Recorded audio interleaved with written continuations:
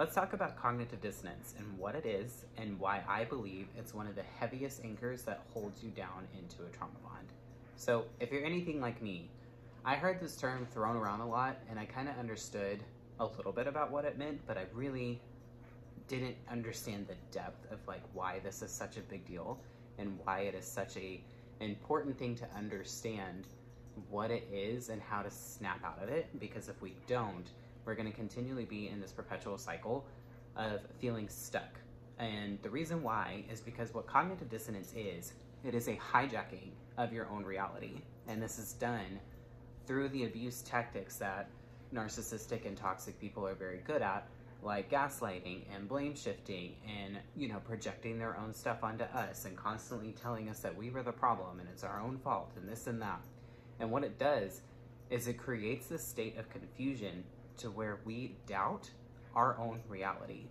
And this carries over into our life outside of them once we leave the relationship.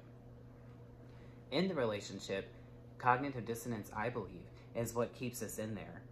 Or it's one of the main reasons that it keeps us in there, because we are constantly questioning ourselves. Am I the problem? Is he right? Did I really have an attitude and I didn't realize it? Did I speak disrespectfully?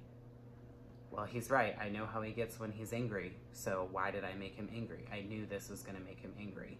So we're constantly like questioning ourselves and the part that we play in the relationship. And it carries over outside, where we're going back through the relationship and asking ourselves pretty much the same questions. Was I really the problem? Are they really a narcissist? Was I the problem? Did I have an attitude when I didn't realize it? Were they really that bad? There were some good times. It wasn't all bad. And this is what can create us to continue to be confused and to honestly eventually make some emotional decisions to where we want to give them a second or third or fourth or fifth chance because we think it's going to get better, or our perception of our own reality is completely clouded because we have this idea of who we want them to be and who we thought that they were, and that, again, we accepted all the blame of everything that was going on in the relationship. And I think that's why it can keep us so heavily bonded into the trauma bond, because until we can accept the fact of who this person really is and we can actually come back to reality, we're always going to question whether or not we were right. We're always going to question whether or not we made the right decision, because we're going to keep listening to this narrative that they've put in our head and that they're going to continue to do after we leave or they leave the relationship, because they're going to continue to demonize us to everyone around them. So ways that you can kind of help bring yourself back to reality and accept them for who they really were and accept the relationship for what it really was. Journaling was like the number one thing that helped me with this. And I usually save this for like my coaching calls, but I think it's really important for us to know at least a few tactics. And one of them that I teach all of my clients is you need to make a list of everything that they ever did that ever harmed you, that ever made you feel unsafe, anytime they ever devalued you, anytime that they never met your needs. And if you haven't figured it out by now, like, this is going to be a long list. But what you're doing is you're reminding yourself of who this person actually was. And in my opinion, even if you did have an attitude at one point, even if you did speak to them disrespectfully at one point, even if you did, bring up a topic of discussion that you knew was going to upset them, there are certain lines that just should never be crossed with someone that you are sharing your life with. And that's what this person has constantly done, is they have crossed lines with you to make you feel emotionally and physically unsafe. And that's what you have to remind yourself of. So literally make that list. Make the list of every time you ask for just basic needs and they refuse to give it to you. This, and constantly reread this every time that you are questioning your reality. And what that's going to do is it is going to slowly but surely bring you back to reality, to accept the fact that this person really was not a good person.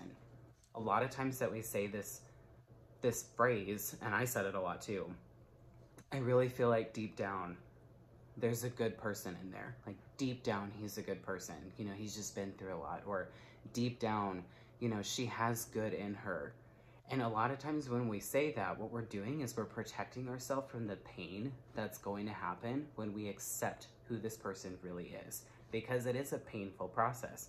It's painful to remember these things that they did to us. It's painful to accept the fact that we fell in love with a complete facade. It's painful to accept the fact that they never had our best interests at heart. And the way that they loved us was not the way that we loved them. These are painful realizations, but they're necessary. We have to come to these realizations to bring ourselves back to that reality. So that way we can move on and we can move forward. And the more that we realize who this person actually was, the less and less we're going to miss them. Because what we are probably missing is just missing a companion, missing having that person that we share our life with. But if you list all these things out and you see everything that this person did, you're not going to miss that. Well, at least I didn't. Because again, my list was pretty long. So I just really encourage you guys, understand what this cognitive dissonance really means, recognize if you're still struggling with it, and that is the first place that I would start on your healing journey, is bringing yourself back to the reality of who this person actually was and what your experience actually was. You can still give yourself or accept the responsibility that you played in reactive abuse situations and all of those things, because yes, we probably crossed some lines too because we were pushed to our limit. But the fact of the matter is that the person that we were with brought out the worst in us and not the best in us.